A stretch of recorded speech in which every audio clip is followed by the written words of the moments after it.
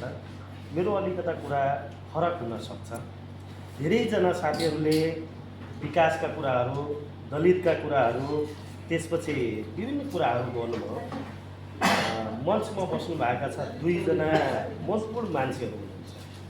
एकजनाले स्थानीय सरकारका चलाइसक्नु भएको, एकजना अहिले संसद र मन्त्री हुनुहुन्छ। मैले सबभन्दा पहिला उपाध्यक्षले के सोध्न चाहन्छु, उहाँले आफ्नो कार्यकालमा मधेसी दलितको लागि र दलितको लागि के नेतृत्व लिनुभयो? किन उहाँले अघि नै एउटा कुरा मलाई अलिकति चित्त बुझेन, जुन एउटा रातारात बजेट बनिन्छ, उहाँ पनि कमसेकम जिम्मेवार व्यक्ति भएर त्यहाँ जानुभएको हो। उहाँको दायित्व हो कि होइन त्यसले रोक्ने र उहाँले कर्मचारीले आफ्नै मनमानी गर्ने हो पनि जनताले जनप्रतिनिधिलाई मत किन दिने? एउटा त्यो कुरा। कमसेकम उहाँ एउटा आफै एउटा दलित भएर पनि कतिको त्यहाँका चाहिने खजुरा गाउँपालिकामा कतिका दलित समुदायहरूलाई क्षमता विकास, उहाँहरूलाई आय आर्जनमा कतिजनाले अहिलेसम्म उहाँले सिप विकासका कार्यक्रमहरू गर्दै हुनुहुन्छ। त्यो एउटा प्रश्न पारिदिनु होला। र प्रदेश सरकारले सुरुदेखि र अहिलेसम्म कुनै पनि बजेटमा सबभन्दा पहिला के पर्छ? बाटो बनाउनु पर्ने छ, नाली बनाउनु पर्ने छ। र शिक्षामा विद्यालयमा के भइरहेछ, त्यहाँ विद्यार्थीले पढिरहेछ कि छैन, त्यहाँ कतिको विद्यालयमा शिक्षामा चाहिने पढाइ भएको छ कि छैन भनेर त्यो कुराहरू देखिन्नन्। प्रदेश सरकारको मधेसी दलितको नाम निशानै देखिन्न। चाहे त्यो स्थानीय सरकार होस्, चाहे त्यो प्रदेश सरकार होस्, मधेसी दलित भनेको के हो उहाँहरूको बुझाइ भित्रै पर्दैन। मलाई लाग्छ जस्तै मधेसी दलित अहिले लुम्बिनी प्रदेशभरि कुरा गर्ने हो भने झन्डै 40-45% मधेसी समुदायका दलितहरू हुनुहुन्छ। तर मधेसी दलितका चाहे त्यो शिक्षाका कुरा गरौँ, चाहे त्यो आय आर्जनको कुरा गरौँ, त्यो उहाँहरूलाई जहिले पनि पछाडि पार्ने। एउटा मधेसी दलितलाई कुनै गैर दलितले कुटेको छ भने न सरकारले बोल्छ, न चाहिने कुनै व्यक्तिले बोल्छ।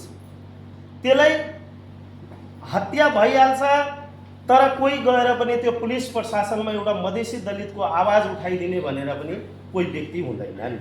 अर्को कुरा, अघि नै स्थानीय सरकारको बजेट बनाउँदा कुरा आयो, स्थानीय सरकारले आफ्नो बजेटहरू निर्माण गर्छ, तर दलित सम्बन्धी गर्नै पर्छ भनेर त्यो अहिले पनि नीतिमा कुनै आएन। दुईटा दलितका दिवसहरू पनि छ, कुनै पनि न स्थानीय सरकारमा 21 मार्चका कुरा आउँछ, न तपाईँको दलित छुवाछुत राष्ट्रिय दिवसको कुरा आउँछ, न त्यो प्रदेशको बजेटमा आउँछ, न त्यो कुनै पनि स्थानीय सरकारले पनि त्यो बनाउनु। के कारण हो दलितहरूलाई त्यस्तो पछाडि पारिएको छ? अघि नै प्रकाश सरले एउटा कुरा भन्नुभएको थियो, मलाई साह्रै मन लाग्यो। साँच्चैमा अगर हामीले त्यो विधि र प्रक्रियामा गयौँ पनि सबैको सुनिश्चित हुन सक्छ। अर्को कुरा, हामीले जुन एउटा ऐन बनेको छ, दलित विकास ऐन बनेको छ लुम्बिनी प्रदेशले, कता कता अस्ति मैले हेरेको थिएँ एउटा मधेसी समुदायको राख्ने भनेर। तर मधेसी दलितलाई राख्ने, तर त्यसको यति चाहिने शिक्षा तोड दिएको छ, मलाई लाग्छ जस्तै लुम्बिनी प्रदेशभरि खोज्ने हो भने त्यो शिक्षाका मान्छे नै नभेट्न, त्यस्तो अवस्था छ। अनि त्यो हजुर शिक्षक एकता त्यति हालिएको छ। अब त्यो ठाउँमा मधेसी साँच्चैमा मधेसी दलितलाई लग्ने नेत हो कि एउटा मधेसी दलितले चुप्प बस भनेर त्यो ऐनमा बनाइएको छ? के कारण हुन सक्छ? र अहिले त्यो ऐन प्रत्येक पालिकादेखि सबै ठाउँमा त्यो त्यसमा व्यवस्था गरिएको छ, समिति गठन गरियो, तर अहिले कुनै पनि ठाउँमा त्यसलाई कार्यान्वयन गर्नको लागि देखिएको छैन। हाम्रो जातीय छुवाछुत दिवसको जातीय छुवाछुत ऐन आएको छ 68 को, त्यो अहिले पनि कुनै ठाउँमा कार्यान्वयन देखिन्न। के कारण हुन सक्छ? थुप्रै हाम्रा दलितहरू जनप्रतिनिधि भएका छन्, थुप्रै अध्यक्ष पनि भएका छन्, मेयर पनि भएको छन्। के कारण हो? कहाँ समस्या छ? मन्त्री पनि भएका छन्, सङ्घीय मन्त्री पनि भएका छन्, प्रदेशमा संसदहरू भएका छन्। के कारण हो यो चाहिने कार्यान्वयन पक्ष नहुने? हामीले के मात्रै दलित समुदायले खालि यस्तै मञ्चहरूमा र विभिन्न ठाउँमा हामीले खालि बोल्ने मात्रै हो कि हाम्रो कुरा पनि कार्यान्वयन हुने हो? त्यो प्रश्न भइरहेको छैन। अब मन्त्रीज्यू कानुन मन्त्री हुनुहुन्छ, कमसेकम उहाँले कृषि मन्त्री पनि हुनुभयो, हाम्रै क्षेत्रका मन्त्री हुनुहुन्छ, तर कुन मधेसी दलितलाई उहाँले अघि नै भन्दै हुनुहुन्थे हामीले बाख्रा बाट्यौँ सबै कुराहरू गऱ्यौँ, तर म त्यहीँको स्थानीय हो, म त्यही क्षेत्रका मान्छे हो, तर हामीले देख्न पाएका छैन। अब हामीले उपमहानगरपालिकासँग नजिक भएर हो कि उहाँले चाहिने उता बाँड्नुभयो, त्यो कमसेकम स्पष्ट भइदियो भने अझै राम्रो हुन सकिन्थ्यो।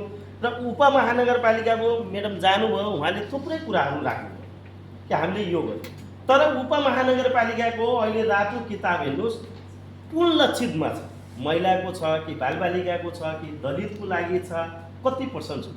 हामीले कमसेकम राज्यले त नीति हटाइदियो 35% छुट्याउने।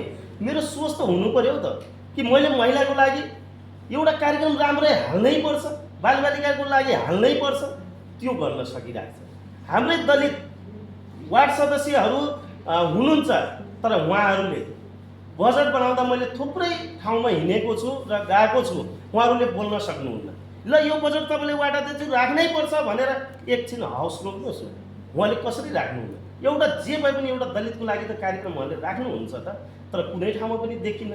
कार्यपालिकामा दलितको बहुमत छ, तर कार्यपालिकाका साथीहरूले चुप लागेर बस्नुहुन्छ, माइन्डेडमा सिग्नेचर गराइन्छ जान्छ।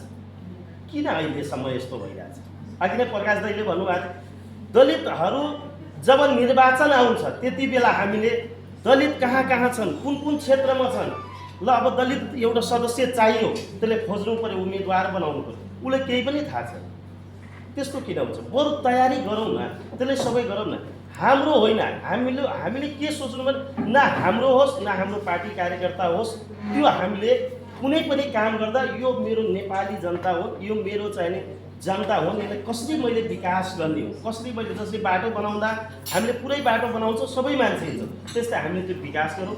कुनै पनि काम गर्दामा हामीले उपलब्धिमूलक कार्यक्रम गरौँ। हुन्छ, तपाईँको प्रश्न